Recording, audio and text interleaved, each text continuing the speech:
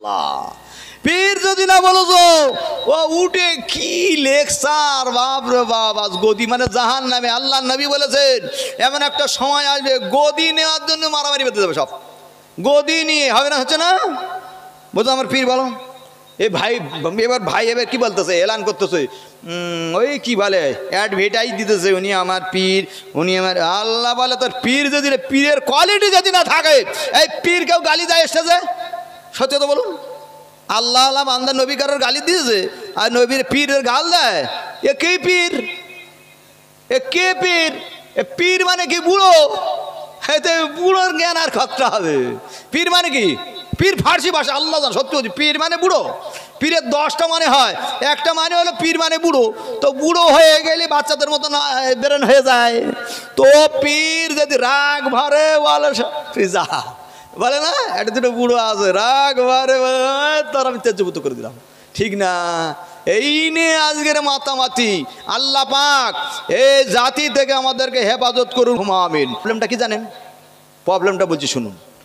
কসম খোদা, এরা পোড়া জামানায় ভালো ছিল না, পয়সা ছিল তাই গদি বসে গেছে, পয়সা ছিল মানুষ এ করেছে।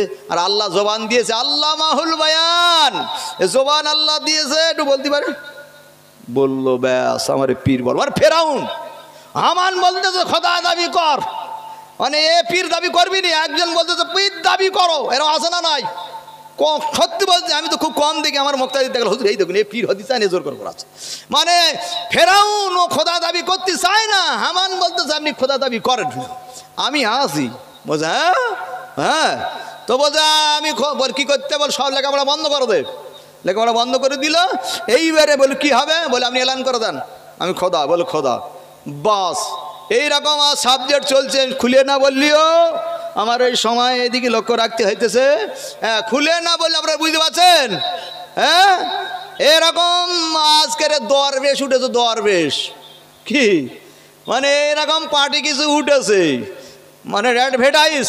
আল্লাহ পাক এদের হাত থেকে কবুল। ওই জন্যই লেখাপড়া, ওই জন্য আল্লাহ বলছে লেখাপড়া করবি তো গোমরা হবি না, কোরআন হাদিস পড়বি তো গোমরা না। দিয়ে যা বলে মনে করছে ওইটা ঠিক।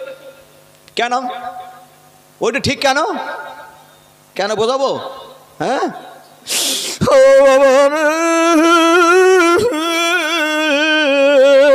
এত বছর তাদের খেদমত করে গেল, এত বছর তোদের কাছে রয়ে গেল, আমি তোদের কাছে ফিরলাম।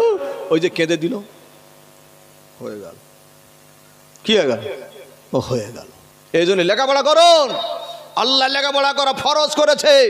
আপনার জাতি উল্টো তর্জমা করে, একই তর্জমা, সত্যি কথা বলছি, ও ফেল ফাইল মবুল কিছু বোঝে না, তর্জমা বললো এটাই বলেছে, ওইটা বলেছে, ওইটা বলেছে, এটা এইটাই বলেছে।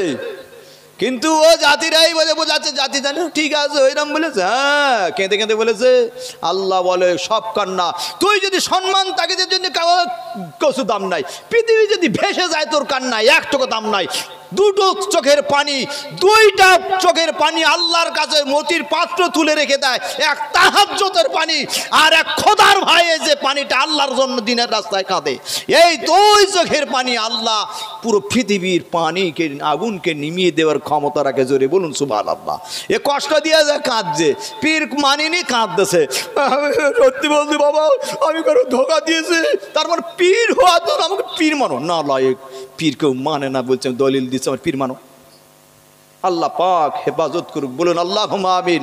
আমি এই টুপি পেয়েছি, আমি আপনি টুপি পেয়েছি মুজাদ্দিদুজ জামান পীর আবু বকর রহমাতুল্লাহ আলাইহির জন্য, ঠিক না? আরে তারা খানকা তৈরি করেছে, খানকায় বেঁচে বেঁচে এসে আমাদেরকে দিন শিখিয়েছে। এই টুপি রেখেছে কে? আবু বকর সিদ্দিক। গায়ে লম্বা জামা পরিধান করেছে কে? আবু বকর সিদ্দিক। আমার দিনের লাইনে জুড়েছে কে? আবু বকর সিদ্দিক। এই জলসার কায়েম করেছে কে? আবু বকর সিদ্দিক। এই মাহফিল আয়োজন করার মালিক কে? আবু বকর সিদ্দিক। হযরতে এই জলসা জুলুস করার মালিক কে? হযরতে আবু বকর সিদ্দিক রহমাতুল্লাহ আলাইহি। জোরে বলুন সুবহানাল্লাহ। এও তাকবীর দেন, নারে তাকবীর, নারে তাকবীর। ওজন্য বাবাজি, তা বলে আপনি ওই দরবারে গিয়ে শিরক করবেন না। কি করবেন না? শিরক করবেন না। ঈমান চলে যাওয়ার 10টা কারণ, তার ভিতরে 2 নম্বর হলো শিরক। আর শিরকুল্লাহ যুলমুন আযীম, শিরক সব থেকে বড়। শিরক করবে, কোন ইবাদত কবুল হবে না, জাহান্নামে চলে যাবে। কি করবে? জাহান্নামে চলে যাবে।